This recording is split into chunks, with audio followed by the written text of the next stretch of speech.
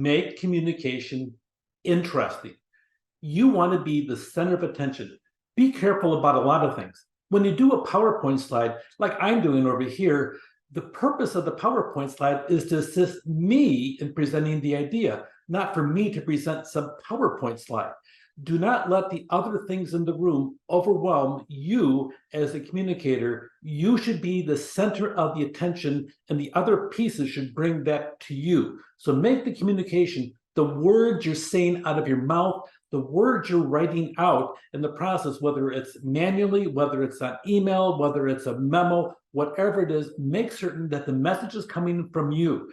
Business communicators, they have to organize their information. Skilled writers, they group their similar ideas and place them in sequence to help the reader understand relationships.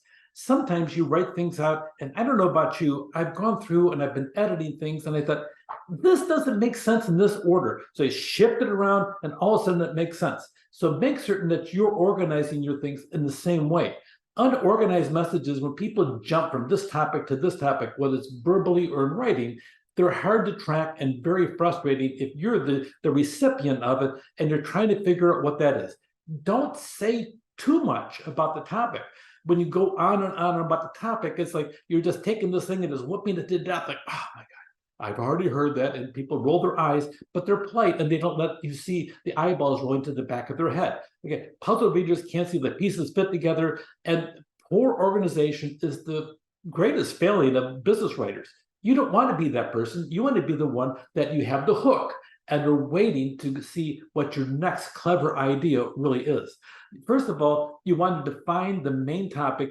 Boom, you say it in the title. You make certain that this is what I want. I want this to be interesting. I now have your attention. This means something to you. Your future depends upon it. The world will end tomorrow. If we don't get this done, we need this PO issued today. Well, the world doesn't really end tomorrow, but you may want to say that you're having to capture their attention. Say it too often and you won't be having a job, or you'll be asking the same thing at another company. So be careful. Okay, divide the topic into 3 to 5 major components. Here's how life works. People have a short attention span, especially if you're an American. Okay, we have a short attention span. We have these cell phones. We have about 6 seconds to capture their attention before they go shoop, and they flip us on to the next thing and everything else, and we're gone and our information is gone. Keep 3 to 5 topics in your presentation, whether it's an oral presentation, whether it's an hour long, because you'll lose the attention span of your audience. If your audience stays with you for 5 to 6 minutes without a joke or something humorous or something to distract them, they'll go on to something else, and you sit down and you lose their attention, and you lose them maybe for all the ideas that you have. 3 to 5, I really recommend 3 topics in the process. Break it into major components and then have subpoints. Try not to overlap between the major topics. So, and then use details and illustration to support the different subpoints when you go through the process. They have different things to say. Here's the idea, and you have 3 things underneath it to support that. And then go on to the next topic, 3 things to support that. People like threes. We'll talk more about that in a minute. So create listed outlines. Make a scratch list topics you wish to cover, composed directly from the scratch list. People like bullet points too. They like headings. They like numbers. Numbers help give us a sequential thing. Do step 1. Do step 2. What's after 2? 3. Do step 3. Our minds are wired in a linear pathway to sit down there and think about things in order when we have that. A good bullet point list helps too, but is not as strict and structured as 1, 2, 3, 4, 5. So it depends on the message, how you want to say it. Compose your message from the scratch list, organize them in a whole series and outline, like a hierarchy you have, and then make certain that you put out the outline first before you get caught in word choices. You're going to go back and you're going to edit if you're a good writer anyway. So get the concepts down and then go back and edit and then flesh it out by the time you're all done. Typical document components, typically your range, you have an email, a memo, whatever, you always have the 3 things. Opening, body, close. Okay, and they should all be sequenced. They should all have the similar message. Your opening should be positive. You're going to see another video called The Memo Sandwich. No, it's not a matter of two pieces of bread with mustard relish and something in the middle. No, it's about the aspect of positive and then have your solid message and then close. All three of them should be in sequence, open, positive, hook, body, support the hook, support the concept, but support everything and have all the meat that you want to have on the inside. Or if you're a vegan, have something else like a really good cucumber and tomato on the inside. And then on the close, have the whole thing done. It flows in sequence, but you usually have opening, body, closing. And so have a series of steps, typical strategies, and an informal report. Introduction, remember, opening, facts, and summary. Open, body, close. Introduction, facts, summary. An analytic report, problem statement, facts, okay, opening, body, close. You're closing with your findings and conclusions. If you have recommendations, which is a little bit different than a conclusion, okay, you may want to include that there too. A proposal, introduction, the body is proposed solution, staffing, and the schedule. And then finally, closing, the authorization request. You'll see those three components on almost every single message that you're going to be composing in the world of business. There's two different strategies. One is direct. You need to do this. If you do this, this is the consequences we can expect. Or, you know what, this is for your audience that may not know all about it. Here's the problem that we have, and here's our plan to go ahead and execute this plan over here, and here's what we think the consequences will be. Indirect, you're more passive, you're more laid back. A direct strategy uses the voice, the action voice, which is actually the voice of business. So keep that in mind. The indirect strategy, sometimes you have to educate your audience or persuade your audience, or there could be a problem with your audience. They could be hostile. I don't like your idea. I don't like you. And your mother told me she doesn't like you either. Okay, so you have an indirect strategy and you want to win these people over, saying, oh, my mother does like me. And if you're nice, she'll get you chocolate chip cookies. Yes, and so you want to win these people over into your camp. So use an indirect strategy. You do that verbally and you do that in writing as well. So choose a strategy that you're really involved with, that you think is going to work for your audience. Part of that is knowing your audience. Direct method, we do front loading. It saves everybody time. Everybody should know the topic. And boom, boom, boom. Don't waste my time with babble. Give me a short 1-paragraph email and life is good. I know what you want. Boom, I'm going.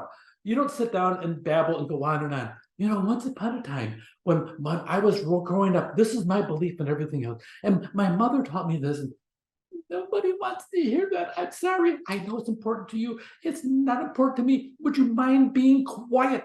Quiet. I got work to do. Okay, so front load. Set the proper frame of mind. It reduces the frustration. A lot of times there's a direct strategy.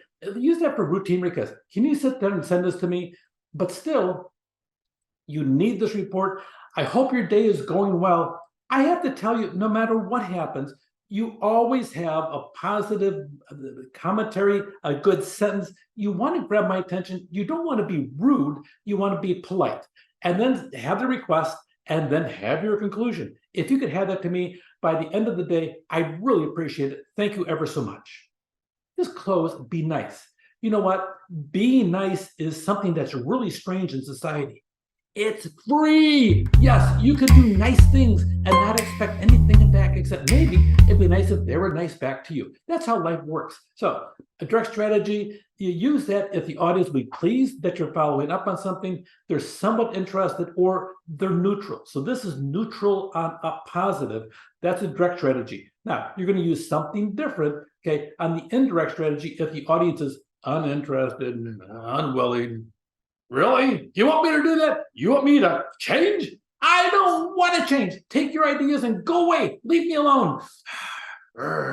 Yes, you'll have people like that. They won't do it out loud. They just sit to you. They'll glare at you. They'll give you the eyeball roll. Oh, nowadays we talk about everything, especially the audience that is unintelligent. Yeah, we got lots of those out there. And now they're more willing to sit down and show their intelligence by having an unaffirmed opinion. But that's not you, because you took this class and you know you better be intelligent. Anyway, reveal the main idea after you offer an explanation evidence.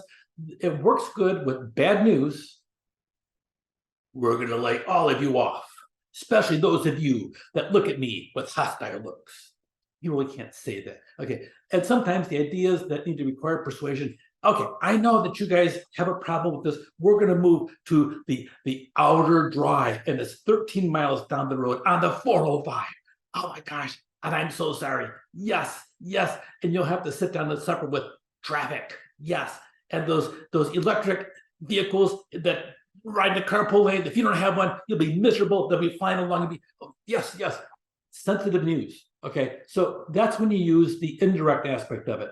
It really is the neutral, the uninterested to the displeased, to the disappointed, to the openly hostile. Then you use the indirect strategy. It's got these benefits. It respects the feelings of the audience. Sometimes people understand they may have to do something. It doesn't mean they have to like it. Secondly, it really facilitates a fair hearing. That's a big deal. He who decides a matter without hearing the other side, though he decide justly, cannot be considered just. An old Greek philosopher said that, and I use that a lot of times for me to make certain that I want to hear somebody. I have been in meetings numerous times where I had a supervisor, they wanted to sit down and deal with an employee, and they sat there and they paint this awful picture of the employee. And then we go through a disciplinary action, whether it's nothing more than a memo in the file or suspension or even termination.